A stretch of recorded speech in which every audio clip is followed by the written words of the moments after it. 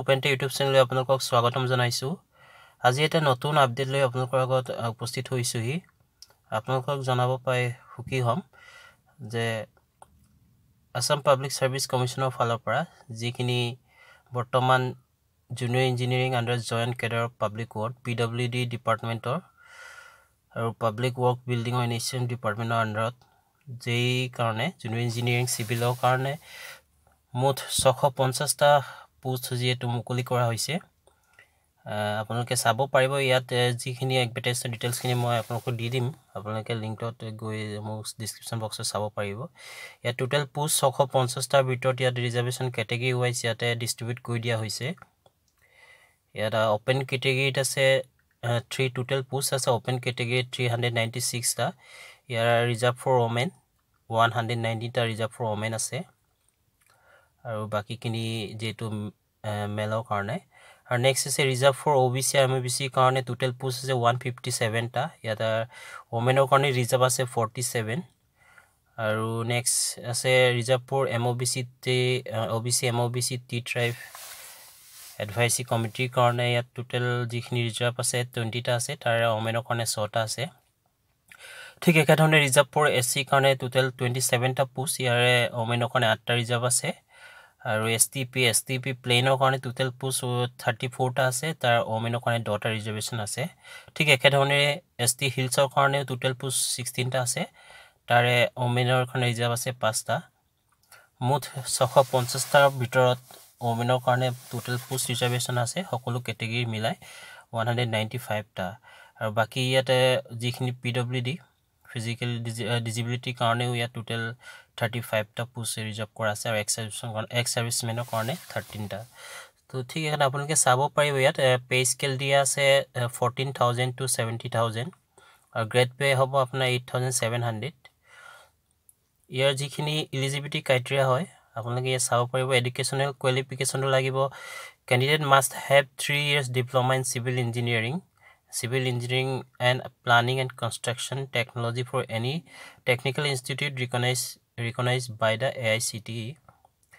And আপোনালোকে minimum যোনটো qualification হয় সেইটো ডিপ্ল'মা ইন চিভিল ইঞ্জিনিয়াৰিং হ'ব লাগিব 3 yearsৰ। আৰু লগতে যদি আপুনি চিভিল ইঞ্জিনিয়াৰিং এণ্ড প্লানিঙত কৰা আছে তেতিয়াহ'লে আপুনি পাৰিব। আৰু construction technology from technical institute recognise by AICTE, যিকোনো AICTE আণ্ডাৰ ৰিকগনাইজ হ'ব লাগিব তেওঁলোকে। আৰু ইয়াতে যিখিনি এজ লিমিট দিয়া আছে, candidate should not less than 21 years of age and not more than 40 years, 40 বছৰতকৈ বেছি হ'ব নালাগিব। জানুৱাৰী 2025লৈকে কাউণ্ট কৰা হ'ব। আৰু মিনিমাম আপোনাৰ এজটো হ'ব লাগিব 21 years। আৰু বাকী ৰিলেক্সেবল আছে SC কাৰণে আপোনাৰ 5 years ৰিলেক্সেশ্যন আছে, মানে আপুনি 45 yearsলৈ এপ্লাই কৰিব পাৰিব। আৰু ঠিক একেধৰণে 3 years for OBC MOBC candidate OBC কাৰণে আপোনাৰ 43 years হ'লে আপুনি এপ্লাই কৰিব পাৰিব। বাকী এক্স ছাৰ্ভিচমেনৰ কাৰণেও আছে ইয়াত ৰিলেক্সেবল, ইয়াত লিখা আছে আপোনালোকে চাব পাৰিব। পাৰ্চনেল যি ফিজিকেল হেণ্ডিকেপৰ কাৰণেও আপোনালোকে ৰিলেক্সেবল পাব যিহেতু ইয়াত। আৰু যিখিনি অনলাইন প্ৰচিড হয় আপোনাক মই এইখিনি জনাব বিচাৰিম। অনলাইনৰ প্ৰচেছ ষ্টাৰ্ট এপ্লিকেশ্যন আপুনি ফিল আপ কৰিব পাৰিব 5 February 2025 পৰা, আৰু ক্ল'জ হ'ব 4 March 2025। আৰু যিখিনি পে'মেণ্ট হয় পে'মেণ্টৰ ফিজখিনি আপোনালোকে 6 Marchৰ ভিতৰত 2025 6 March 2025 লাষ্ট ডেট হয়, তাৰ আগত আপুনি যিটো অনলাইন ফিল আপ কৰি পে'মেণ্টখিনি কৰিব লাগিব।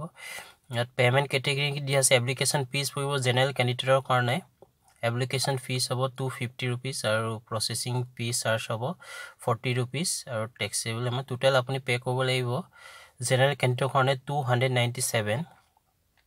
বাকী OBC MOBC কাৰণে এপ্লিকেশ্যন ফিজটো হ'ব 50 rupees, আৰু প্ৰচেছিং ফিজ হ'ব 40। বাকী টেক্সেবল এমাউণ্ট প্ৰচেছিং ফিজ হ'ব আপোনাৰ 7.2 rupees, মানে আপুনি 197 rupees পে' কৰিব লাগিব OBC MOBC কাৰণে। আৰু SC ST কাৰণে BPL PW ফিজিকেল ডিজিবিলিটিৰ কাৰণে এপ্লিকেশ্যন ফিজটো নীল হ'ব, কিন্তু যিখিনি প্ৰচেছিং ফি হ'ব সেইটো 40 rupees, আৰু টেক্সেবল এমাউণ্ট যোনটো হয় 7.20 rupees, সেইখিনি আপুনি 47.20 rupees আপুনি পে' কৰিব লাগিব।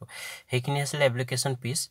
আৰু বাকি আপোনালোকে কেনে ধৰণে এপ্লাই কৰিব লাগিব আপোনালোকক ইয়াতে গোটেই প্ৰসেছটো দিয়া আছে আৰু কোনোবা যদি অসুবিধা পায় তেওঁলোকে কমেন্ট সেকশনত জনাব মই আপোনালোকক হেল্প কৰিম অনলাইন কেনেকৈ কি কৰিব লাগিব আৰু বিশেষকৈ যিখিনি ইয়াত আপোনালোকে চাব পাৰিব ইয়াত যিখিনি জোন হয় শিলচৰ এক্সাম চেণ্টাৰৰ যিবিলাক জোন হয় ইয়াত ডিস্ট্ৰিক্ট কভাৰ্ড আন্ডাৰ জোন এইকেইটা মুঠ 6টা জোন আছে তাতে আপোনালোকে ডিস্ট্ৰিক্ট বিলাক কভাৰ কৰিব শিলচৰৰ যোনটো জোন হ'ব তাতে ডিস্ট্ৰিক্ট কভাৰ কৰিব হাইলাকান্দি কৰিমগঞ্জ কাছাৰ তেওঁলোকে শিলচৰত এক্সাম দিব লাগিব আৰু বাকি যোৰহাট কিন গোলাঘাট ডিব্ৰুগড় যোৰহাট মাজুলী চৰাইদেউ শিৱসাগৰ তিনচুকীয়া তেওঁলোক যিখন ডিস্ট্ৰিক্ট হয় তেওঁলোকৰ এক্সাম চেণ্টাৰ যোৰহাটত পৰিব বাকি নগাঁওখিনি যিখিনি এক্সাম চেণ্টাৰ পৰিব তেওঁলোক ডিমা হাছাও হুজাই নগাঁও মৰিগাঁও কাৰ্বি আংলং ৱেষ্ট কাৰ্বি আংলং এই সকলোবোৰ ডিস্ট্ৰিক্ট নগাঁৱত এক্সাম দিব লাগিব বিশ্বনাথ ধেমাজি লখিমপুৰ শোণিতপুৰ ওদালগুৰি সেইবোৰ তেজপুৰত এক্সাম দিব লাগিব আৰু বঙাইগাঁও চিৰাং